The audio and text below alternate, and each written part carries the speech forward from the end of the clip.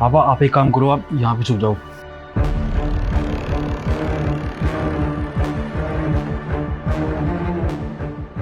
मनीषा, मनीषा, पापा आ रहे हैं, कुछ अच्छा सा खाने के लिए बना लो। क्या मतलब तुम्हारे पापा फिर से आ रहे हैं? अरे मेरा क्या यही काम रह गया है क्या? मैं नौकरानी उस घर की जो जब देखो उनकी सेवा ही करती रहूं। यार मैंने कब बोला तुम नौकरानी हो? वो भी तो पापा है, 2-3 दिन के लिए आ रहे थे, क्या आफत हो गई? मैं ना विपिन कसम से बोल रही हूँ, तुम्हारे मम्मी पापा ने इतने बेशरम है, इतना सब होने के बाद भी तुम्हारे पापा यहाँ पे मुंह उठा के आ रहे हैं, उन्हें शर्म नहीं आती क्या?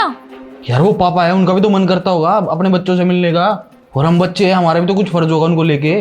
मुझे मालूम है तुम उनके बेटे हो, और तुम बेटे होने का ना पूरा फर्ज भी निभाते हो। हर महीने तुम उन्हें गाँव में पैसे भेजते हो, लेकिन उसका मतलब ये नहीं कि वो यहाँ पे आके पड़ जाएंगे। गाँव के गवारों को ना विपिन गाँव में ही रहने दो, यहाँ पे शहर में लाने की जरूरत नहीं है उन्हें। और ऐसा है, अगर तुम्हें उनसे मिलना है ना तो तुम वहां पे चले जाओ, लेकिन उनको यहाँ पे मत लेके आओ। यार कुछ दिन के लिए तो आ रहे हैं, वो कौन सा यहाँ पे परमानेंट रह रहे हैं? क्या दिक्कत है? आने दो ना उनको। तुम भी हर बात की जिद पकड़ के बैठ जाती हो।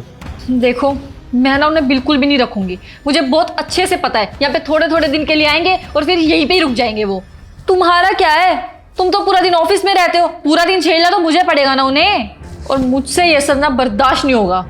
देखो विपिन, इस घर में ना सिर्फ तुम और मैं रहते हैं, उनको यहाँ पे लाने की ना गलती करना मत, क्योंकि मैं उनको यहाँ पे रहने नहीं दूंगी। देखो मनीषा, अब बहस करने का कोई फायदा नहीं है। वो घर से निकल चुके हैं, आधे रास्ते में आ भी गए होंगे। अब ऐसे आधे रास्ते से वापस जाएंगे, अच्छा थोड़ी लगेगा। 2-4 दिन के लिए आ रहे हैं, हंसी खुशी रहेंगे, फिर चले जाएंगे। इसमें दिक्कत ही क्या है? चलो ठीक है, आने दो उन्हें, लेकिन इस बार मैं उन्हें इतना जलील करूंगी ना कि दोबारा यहाँ पे मुंह उठा के आने की हिम्मत नहीं करेंगे वो लोग। वाह बेटी वाह, क्या मैंने तुझे यही संस्कार दिए थे?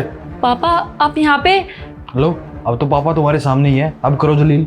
विपिन तुम इतनी देर से मेरे पापा के बारे में बात कर रहे थे? हाँ, मैं तुम्हारे पापा की बात कर रहा था।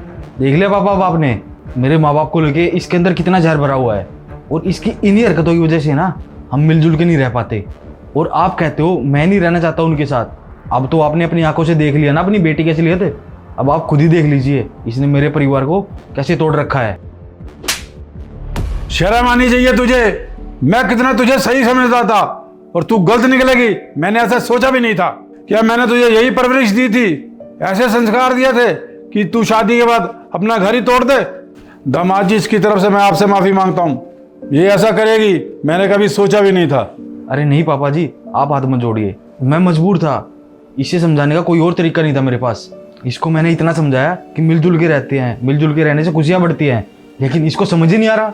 अब आप ही सोचिए, कल को आपका बेटा आपको अपने से दूर कर देगा तो आपको कितना बुरा लगेगा। पापा मैं इतना कामयाब हूँ अपनी ज़िंदगी में, लेकिन इसकी वजह से ना मेरे मम्मी पापा मेरे से दूर रहते हैं। भगवान ना करे आपके साथ ऐसा हो, तब आपको समझ में आएगा कि कितना बुरा लगता है। हाँ बेटा, अब तू ही बता कि कल को तेरा भाई और भाभी मुझे घर से निकाल दें तो तुझे कैसा लगेगा? नहीं लगेगा ना बेटा अच्छा?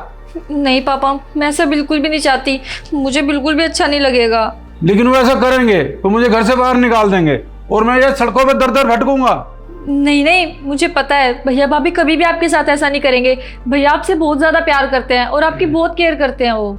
देख बेटा, तू उनसे ये उम्मीद लगा रही है तो तू आप क्यों नहीं ऐसा कर रही? देख बेटा, हम जैसा कर्म करेंगे ना हमें वैसा ही फल मिलेगा। बेटा तू आज अपने पति को उसके माता पिता से अलग कर देगी ना तो तेरे भैया भाभी भी मुझे अलग कर देंगे, घर से निकाल देंगे। नहीं नहीं पापा, मैं ऐसा कभी भी नहीं चाहूँगी। आप प्लीज़ मुझे माफ़ कर दीजिए। विपिन मुझे प्लीज़ माफ़ कर दो। मुझे समझ में आ गया है कि जब माँ बाप के साथ ऐसा कोई करता है तो कितना बुरा लगता है।